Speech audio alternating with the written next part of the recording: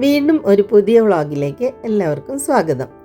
ഇന്ന് നമ്മൾ ഉണ്ടാക്കാൻ പോകുന്നത് ചിക്കൻ കൊണ്ടുള്ള അച്ചാറാണ്. ഇത് 1/2 കിലോ ചിക്കൻ ഉണ്ട്. എല്ലില്ലാത്ത ബ്രസ്റ്റ് പീസാണ് എടുത്തിട്ടുള്ളത്. അത് ചെറുതായി കട്ട് ചെയ്തു. അതിലേക്ക് 1 ടീസ്പൂൺ മുളക് പൊടി, 1/2 ടീസ്പൂൺ മഞ്ഞൾപ്പൊടി, ആവശ്യത്തിന് ഉപ്പ് ഇത് ചേർത്ത് നന്നായി മിക്സ് ചെയ്ത് വെച്ചു. കൈകൊണ്ട് തന്നെ നന്നായിട്ട് മിക്സ് ചെയ്ത് അത് അരമണിക്കൂർ റെസ്റ്റ് ചെയ്യാനായിട്ട് വെച്ചു. ചിക്കൻ അരമണിക്കൂർ റെസ്റ്റ് ചെയ്യാൻ വെക്കുന്നത് നമുക്ക് ഫ്രിഡ്ജിൽ വെച്ചാൽ മതി. അപ്പോൾ കൂടുതൽ മസാല അതിൽ പിടിക്കും.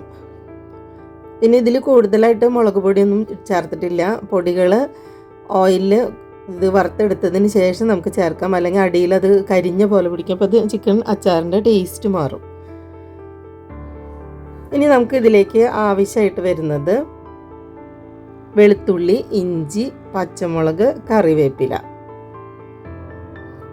ഞാനിവിടെ 10 അല്ലി വെളുത്തുള്ളി നീളത്തിൽ കീറിയെടുത്തിട്ടുണ്ട്. 1 കഷ്ണം ഇഞ്ചി, 2 പച്ചമുളക്, കുറച്ച് കറിവേപ്പില എടുത്തിട്ടുണ്ട്. പാൻ ചൂടായി വരുമ്പം ഒരു 8-10 ടേബിൾ സ്പൂൺ ഓയിൽ, കുറച്ച് കൂടുതലുള്ളത് നല്ലതാണ്. 8-10 ടേബിൾ സ്പൂൺ ഓയിൽ ഒഴിക്കുക. ഈ ഓയിൽ നല്ലെണ്ണയാണ് കേട്ടോ നല്ലത്.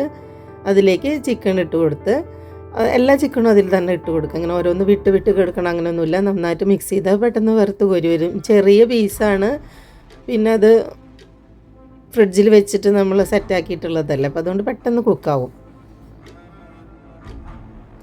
ഇതിടയ്ക്ക് ഒന്ന് ഇളക്കി കൊടുക്കുക, അങ്ങോട്ടും ഇങ്ങോട്ടൊക്കെ ഒന്ന് മറിച്ചിടുക.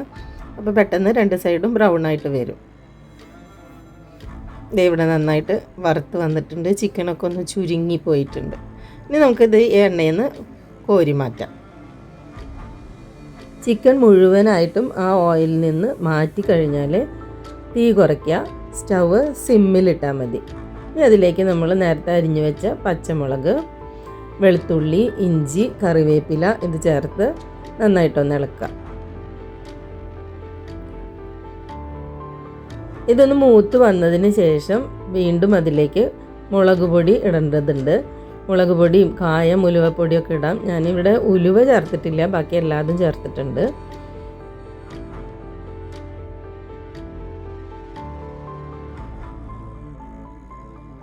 ഇഞ്ചിയും വെളുത്തുള്ളിയൊക്കെ എണ്ണയിൽ മൂത്ത മണം വന്നു. ഇനി നമ്മളിതിലേക്ക് ചേർക്കുന്നത് 1/2 ടീസ്പൂൺ മഞ്ഞൾപ്പൊടി, 1/2 ടീസ്പൂൺ കാശ്മീരി ചില്ലി, 2 തവണയായിട്ട് 1/2 ടീസ്പൂൺ വീതം മുളക് പൊടി ചേർത്തിട്ടുണ്ട്. എരിവൊക്കെ ആവശ്യത്തിനനുസരിച്ച് ചേർക്കുക. ഇതിപ്പോൾ ആകെ 1/2 കിലോ ചിക്കനേ ഉള്ളൂ, അതിലേക്ക് ഇത് മതിയാവും. ഇനി നമ്മളിതിലേക്ക് ചേർത്ത് കൊടുക്കേണ്ടത് വിനീഗറാണ്. വിനീഗർ ചേർത്തില്ലെങ്കിൽ അച്ചാർ കേടായി പോവും. അതും ആവശ്യത്തിന് ചേർക്കുക. ഇതിപ്പോൾ വളരെ കുറച്ചല്ലേ ഉള്ളൂ, അതുകൊണ്ട് കുറച്ച് വിനീഗർ മാത്രമേ ചേർത്തിട്ടുള്ളൂ. ഇതെല്ലാം മിക്സ് ചെയ്തതിന് ശേഷം നമുക്ക് ഉപ്പ് നോക്കാം. ഉപ്പ് കുറവാണെങ്കിൽ വീണ്ടും ചേർക്കണം.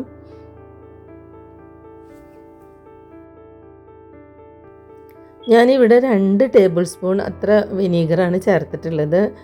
ഇവിടെ ഇപ്പോൾ ഈ അച്ചാർ എന്തായാലും ഇന്നോ നാളെയോ ആയിട്ട് തന്നെ 2 ദിവസത്തിനുള്ളിൽ ഇത് തീരും. അപ്പോൾ കൂടുതൽ വിനീഗറിൻ്റെ ആവശ്യമില്ല. കൂടുതൽ നാൾ എടുത്ത് വെക്കാനാണെങ്കിൽ നമുക്ക് കൂടുതൽ ചേർക്കാം. അച്ചാറുകൾ എപ്പോഴും ഉണ്ടാക്കി അന്ന് തന്നെ ഉപയോഗിക്കാതിരിക്കുകയാണ് നല്ലത്. അന്ന് തന്നെ ഉപയോഗിച്ചാൽ അതിൻ്റെ ടേസ്റ്റ് അത്ര മനസ്സിലാവില്ല. 2 ദിവസം വെച്ച് കഴിഞ്ഞാലാണ് ശരിക്കും ഈ കഷ്ണത്തിലേക്കൊക്കെ ചിക്കനിലേക്ക് മുഴുവൻ മസാലക്കൂട്ട് പിടിച്ച് ടേസ്റ്റ് ആവുള്ളൂ.